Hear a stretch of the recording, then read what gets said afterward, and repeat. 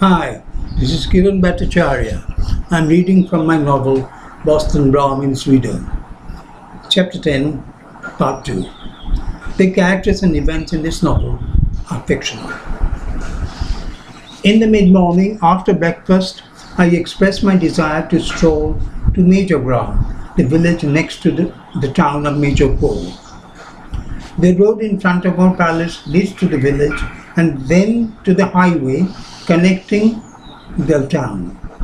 We have seen various pedestrians, men, women and children, rustic and humble folk who walk gingerly along that road and glance towards our veranda, perhaps curious about the kind of people who can afford such luxury. Joba, who until recently was used to ministerial cars and now relies on her own chariot, seems to have forgotten how to walk. She claims she walked miles only recently in a mass demonstration to protest against increased food prices, but I'm not convinced. I don't believe she can walk miles. In no uncertain times, Joba tries to veto my wish with that womanly overprotection which I have all but forgotten in my bachelor existence. Imran also joins in and throws cold water on my plan to go out. Apparently, various attacks on the guests of such palaces have been reported, or so he claims. I pay no heed to Imran's warning. I'm a foreigner, I say to him. I walk insouciantly through unknown Portuguese villages and never faced any difficulty. In a village in Bengal, I'm sure, where at least I know the language, no one would dare confront me. To convince him further, I show him the umbrella I tend to carry to protect myself from the sun. This is reputed to be an Englishman's weapon, I say to him and laugh at my own joke. His response is a grim-faced scowl. The fast-flowing river and the sea-bound boats look picturesque, and I take several photos. The village itself is pretty, with quite a few ponds. No doubt a plentiful supply of fish in them feeds the villagers right through the year. The main road on the bank of the river winds above the village itself. Perhaps the road has been constructed that way to stop the river overflowing during the monsoon and causing misery.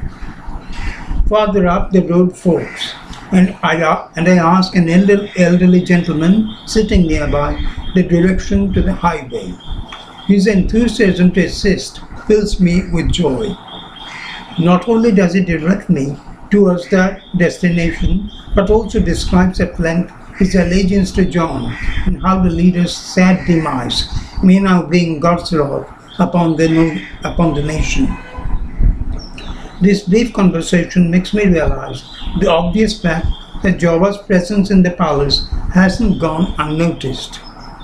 In this part of Bengal, she is still queen. The brutal killing of the leader and the sadness in Joba's life instill in this country people the desire to protect her from every calamity. In the afternoon, when my three friends have settled down to a long siesta, I stroll on the veranda restlessly and contemplate going out. But the afternoon sun is far too strong. A one-day cricket match between England and India is obviously taking place because Harsha Bogle's booming commentary penetrates the silence on the veranda. Switching on the television in the room will most certainly wake Imran up, and I feel unhappy about disturbing his slumber.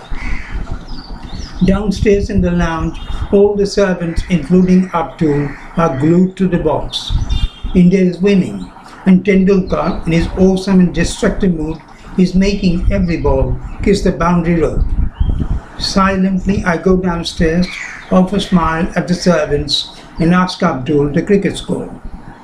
Perhaps my friendly demeanor and easy relationship with Joba's chauffeur assure everyone they can stay in the lounge, although the upstairs-downstairs rule is still very much in operation in 21st century India. Everything has been going smoothly until Imran wakes up in the late afternoon. He stands with a scowling face on the balcony overlooking the lounge, and the servants scatter hurriedly. Soon I go upstairs and find Imran, Fatima and Joba sitting on the veranda in conspiratorial silence. The sight of me makes Imran explode. Why did you have to go to the lounge to sit with the servants? You have a television in your room, haven't you? His outburst surprises me, especially as he's supposed to believe in a classless society. For heaven's sake, I reply with venom. This is 21st century. There is nothing wrong in my sitting with them. But they all left when you went there, didn't they? You upset their afternoon's pleasure. Imran seems in no mood to take a lesson from me about the classless society. I move away from the veranda, for this isn't the time to engage in a verbal battle with him. Ever since our arrival here, Imran has been critical of me. I firmly believe it's not me he is against, for I have known him for quite a few years, and he has always been friendly. It's my association with Joba which he finds difficult to accept. He wants Joba to be a lonely widow with a few devotees like him, but no admirers.